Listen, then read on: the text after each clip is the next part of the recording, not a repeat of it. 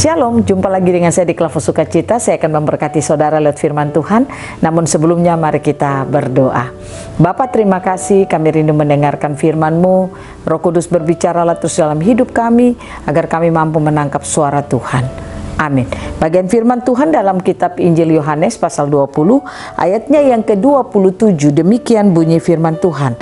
Kemudian ia berkata kepada Thomas, taruhlah jarimu di sini dan lihatlah tanganku, ulurkanlah tanganmu dan cucukkanlah ke dalam lambungku, dan jangan engkau tidak percaya lagi, melainkan percayalah. Demikian jauh bacaan firman Tuhan. Pencinta Klavos yang diberkati oleh Tuhan, saudara harus percaya kalau Tuhan tahu isi hati setiap orang.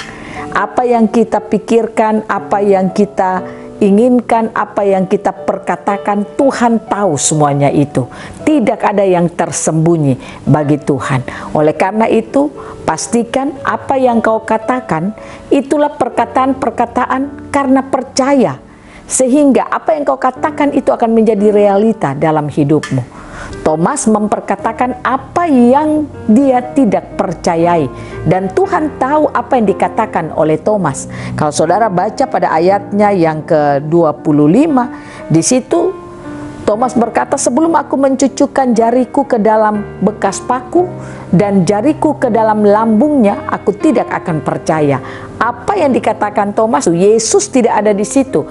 Tapi Alkitab berkata, 8 hari kemudian Yesus datang di tengah-tengah mereka kembali di dalam ruangan yang sama. Lalu Yesus berkata kepada Thomas, dia katakan, taruhlah jarimu di sini dan lihatlah tanganku. Ulurkanlah tanganmu dan cucukkanlah ke dalam lambungku, dan jangan engkau tidak percaya lagi, melainkan percayalah. Bukankah waktu Thomas ngomong itu Tuhan tidak ada?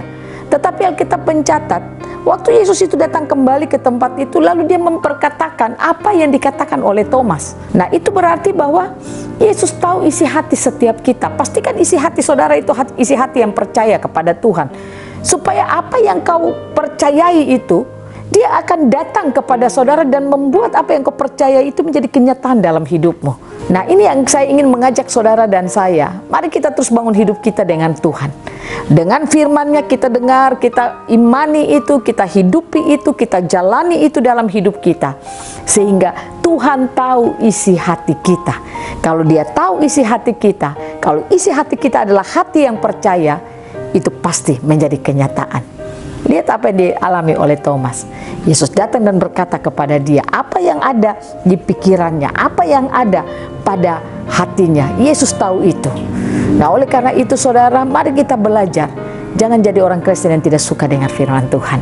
Pastikan saudara dan saya menjadi orang yang suka untuk mendengarkan firman Tuhan, suka membangun hidup kita dengan firman Tuhan, suka untuk hidup seperti apa kata firman Tuhan. Sehingga hari-hari hidup kita, apa yang kita imani, apa yang kita hidupi dalam hidup kita, Yesus tahu akan hal itu, dan Dia akan datang kepada kita membuat semua itu menjadi real dalam hidup saudara dan saya. Biarlah Tuhan Yesus menolong kita lewat firman-Nya di saat ini. Dia singkapkan sesuatu bagi kita, membawa kita untuk semakin hidup cinta akan firman Tuhan. Tuhan memberkati kita selalu. Amin. Mari kita berdoa. Terima kasih Bapa, firman-Mu ya dan amin dalam hidup kami. Tolong kami, mampukan kami untuk kami hidup mempercayai firman-Mu, karena Engkau tahu isi hati setiap kami, dan Engkau akan datang untuk menjawab setiap isi hati kami. Inilah doa kami dan kerinduan kami. Tuhan, taruh hati kami hati yang selalu takut akan Tuhan, hati yang mau hidup pada janji-janji Tuhan. Amin. Shalom. Tuhan berkati kita semua.